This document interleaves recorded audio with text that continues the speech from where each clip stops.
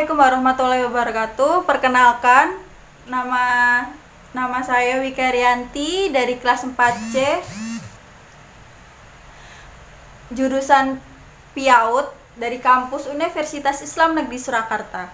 Di sini aku ingin menjelaskan sedikit tentang rasa bertanggung jawab. Tapi sebelum masuk ke pembahasan, aku cuma mau ngomong ke kalian, jangan lupa senyum hari ini. Oke, kita lanjut. Di sini tadi aku udah bilang di awal ya. Aku di sini mau ngomong, ingin membahas tentang rasa tanggung jawab yang harus ditanamkan pada usia dini. Apa sih tanggung jawab itu? Apa sih kenapa kita harus bertanggung jawab gitu loh? Terus mengapa rasa tanggung jawab itu harus ditanamkan sejak dini? Semuanya itu ada alasannya, gengs. Yang pertama, di sini tadi kan yang pertama aku ngomong apa sih tanggung jawab itu gitu loh.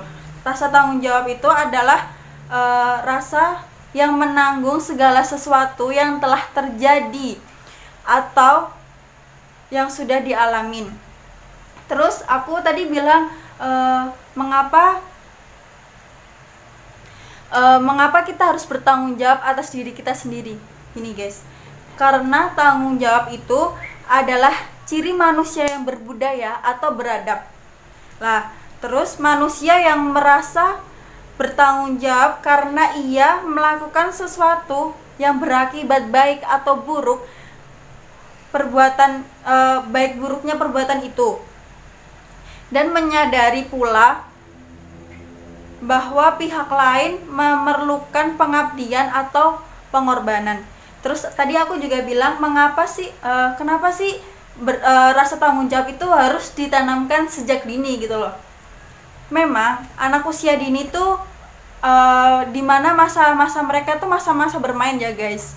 Jadi masa dimana emosional mereka itu tidak stabil gitu loh. Jadi tuh kadang aku juga mikir, kenapa anak kecil, kenapa tanggung jawab ini harus ditanamkan sejak dini. Terus dan aku baru sadarnya gini gengs, orang yang punya rasa tanggung jawab itu orang yang baik menurut aku. Dan tanggung jawab itu memang harus ditanamkan sejak dini. Jadi anak-anak itu jadi kita bimbing biar ada rasa tanggung jawab gitu loh guys. Terus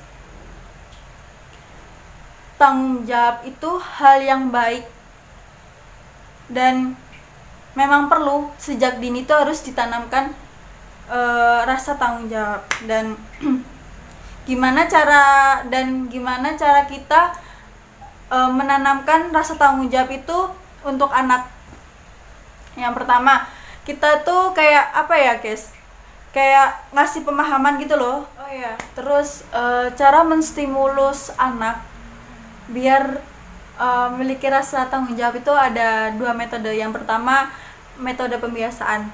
Metode pembiasaan itu proses pembentukan sifat atau sikap dan perilaku yang relatif menetap dan bersifat otomatis melalui proses pembelajaran yang berulang-ulang gitu loh guys. Jadi dibiasain gitu loh. Kedua yaitu metode bercerita.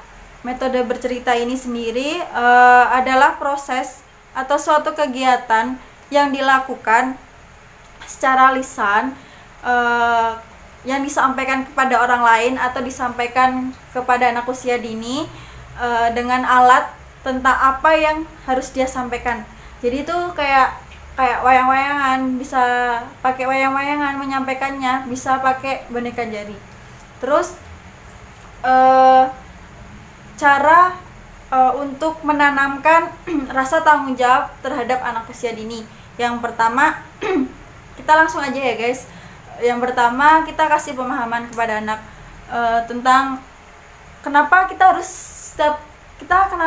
harus bertanggung jawab gitu loh. Jadi kita kayak ngasih tahu apa itu sih tanggung jawab itu. Kayak kita ngasih tahu ke dia tuh kayak pelan-pelan gitu loh, biar oh aku harus ngelakuin gini ya gitu loh. Jadi harus kasih kayak kita kenalkan peraturan gitu loh. Seandainya nih contoh kecilnya buang sampah, kan yaitu tadi kita harus membiasakan, tapi kan kadang ada anak yang tidak membiasakan dia buang sampah, jadi kayak dia habis makan ciki terus dia dibuang sembarangan gitu kan. Setelah itu kita sebagai orang tua atau sebagai pendidik kan kita otomatis kayak menegur dia gitu loh. Terus setelah ditegur dia tetap melakukan hal tersebut, otomatis kita bakal menegur lagi kan. Tapi pasti kita kayak biar anak ini jerah tuh gimana caranya buat dia jerah biar dia nggak bakal buang sampah lagi. Terus kita menegur nih, seandainya kan kita udah ngasih tahu, terus dia ngulangin lagi, terus kita ngasih tahu lagi. Di situ kita ngomong sama anaknya, kalau kamu buang sampah lagi, bunda atau siapa yang ngeliat dia buang sampah itu kayak ngasih dia kayak buat dia jerah gitu loh guys. Jadi kayak kalau kamu sampai buang sampah lagi nanti ini gitu loh. Jadi kita kayak ngasih sedikit gertakan buat si anak gitu.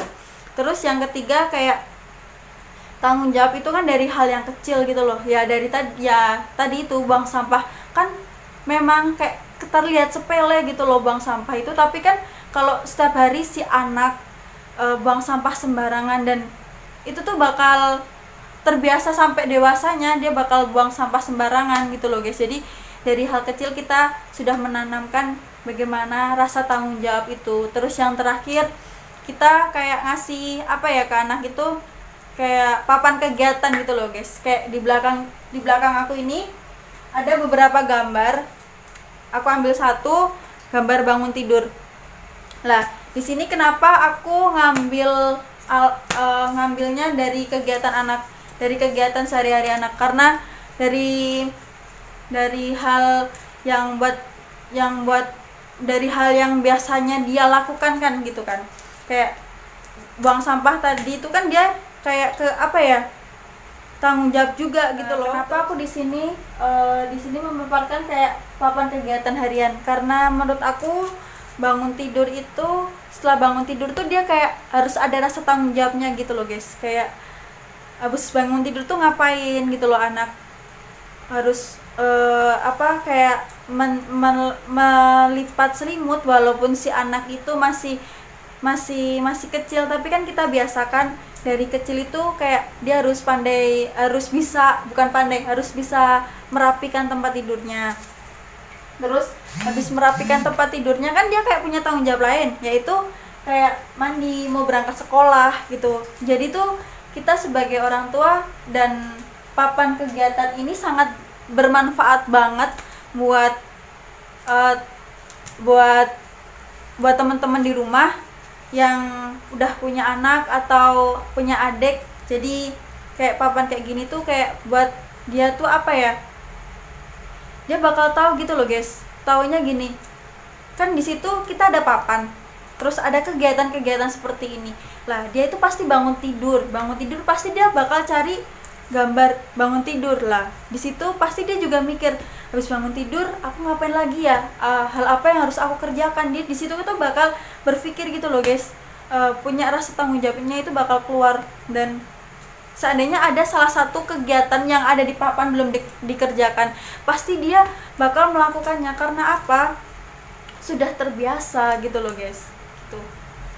Terus menurut aku segitu aja dari penjelasan aku. Mohon maaf kalau aku kata-katanya muter-muter, mohon maaf juga kalau ada kata yang salah. Namanya manusia ya guys, nggak luput dari kata salah. Oke? See you next time. Aku akhirin. Assalamualaikum warahmatullahi wabarakatuh. Oh ya guys, jangan lupa ya subscribe, like, komen di bawah gimana penjelasan aku tadi, kurang memuaskan atau apa, nggak apa-apa, aku terima saran dari kalian. Terus jangan lupa di share ya. Oke? See you, I love you.